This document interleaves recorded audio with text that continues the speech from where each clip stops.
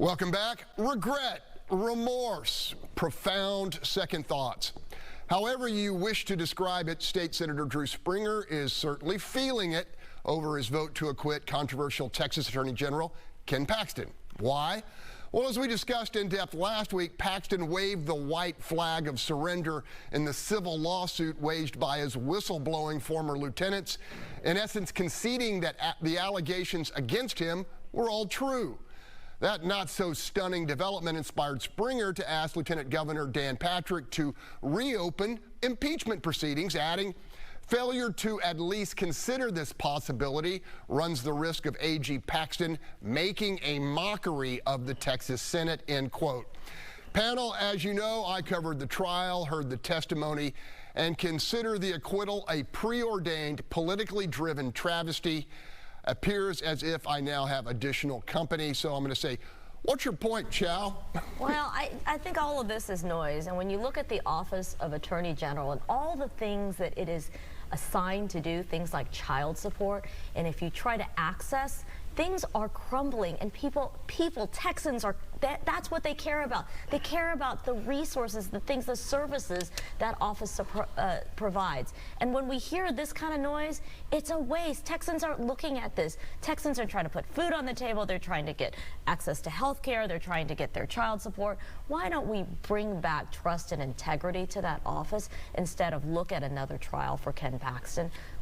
Texans don't care. Bill King, I want to hear what you have to say about this because, you know, frankly, I think this is egg on Lieutenant Governor Patrick's face. Well, look, if you're one of the Republican senators that voted to acquit him, I want to tell you what, I'm sure you're throwing darts at a Paxton dartboard right now, because you talk about throwing those people under the bus.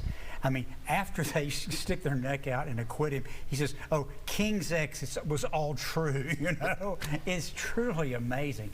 You know, I don't know of a way to open it back up. I've thought about that some, and what Springer's letter actually says is he asked Lieutenant Governor to investigate, is there a way to open this back up? And I think probably not, because it would clearly be double jeopardy now that they've acquitted him. But I'm going to tell you what, you talk about throwing all your buddies under the bus. That's exactly what Paxton did here, just so he didn't have to testify. 30 seconds, because I need to hear from Gary on this. Listen, y'all, this is what y'all ass get. This is y'all knew he was guilty that day, so don't even try not to throw no pity party, because ain't nobody coming. Now, once he's convicted and once he loses this case, then y'all need to see if y'all can come back, because now you got new evidence. He lost. Gary, your take. It's fascinating. I know Springer is leaving the Senate because he doesn't want to be there anymore for whatever reason. So some people say that's the reason. That's the reason he now has second thoughts about his vote to acquit Paxton. But I consider what's happening in the civil case almost the functional equivalent of a judicial confession. That now I'm saying, yeah, we're responsible. And, you know, believe it or not, he wants to go back to the legislature and say you need to pay him the $4 million. It's the same thing that started this whole process. God knows how much. All right, Charles, final word, 30 seconds. Yeah, I mean, it's interesting. You know, it's easy to be tough when you're leaving. I think that's the thing. You know, maybe if you spoke out, if that's the game, unless new information came between then and now that suddenly changed his mind. But it's easy to be tough when you're leaving.